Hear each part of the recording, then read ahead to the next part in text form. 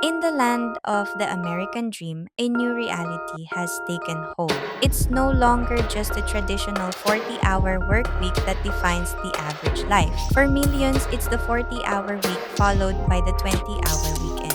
According to the Bureau of Labor Statistics, nearly 8 million Americans are currently holding down more than one job. But why? If the US is one of the wealthiest nations on earth, why does a significant portion of its population feel compelled to work around the clock?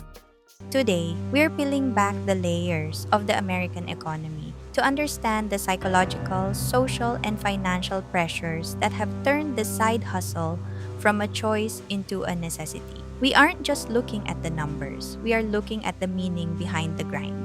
The most immediate answer is perhaps the most obvious. The cost of living has outpaced wage growth for decades. While productivity in the American workforce has skyrocketed since the late 1970s, real wages for the average worker have remained relatively stagnant when adjusted for inflation.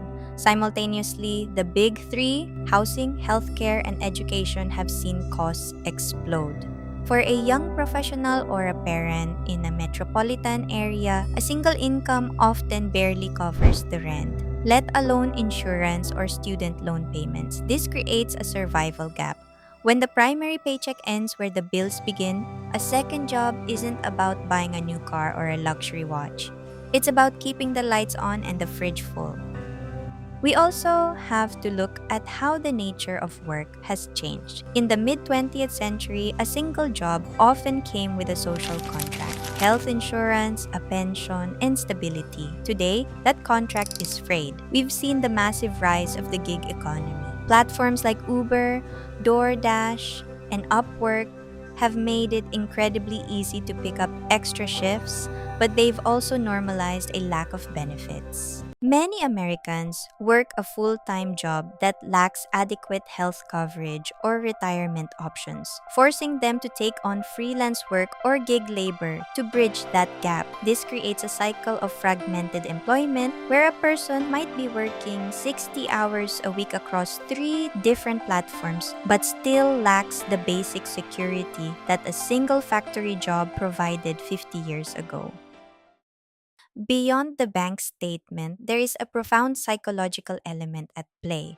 American culture has long romanticized the self made individual and the hustle. There is a deep seated belief that if you aren't working, you aren't progressing. This grind culture suggests that every waking moment should be monetized. For many, taking a second job isn't just about the money, it's a response to an underlying anxiety that standing still means falling behind. This leads to a state of chronic burnout. When our identity becomes synonymous with our output, the line between living and working blurs. We find ourselves in a loop where we work more to achieve a status that we are then too tired to actually enjoy. Interestingly, for some, multiple jobs act as a form of modern day insurance.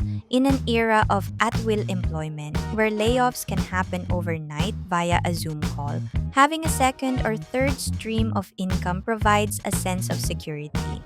If Job A disappears, Job B and C ensure you aren't immediately facing eviction.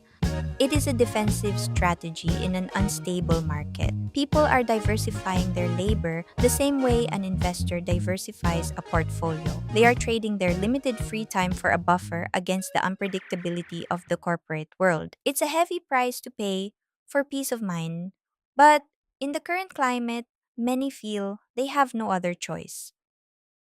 So, why do many Americans work more than one job? It's a complex tapestry of stagnant wages, skyrocketing essential costs, and a cultural obsession with constant productivity. It is a reflection of a society where the traditional path to stability has become a mountain too steep for one salary to climb.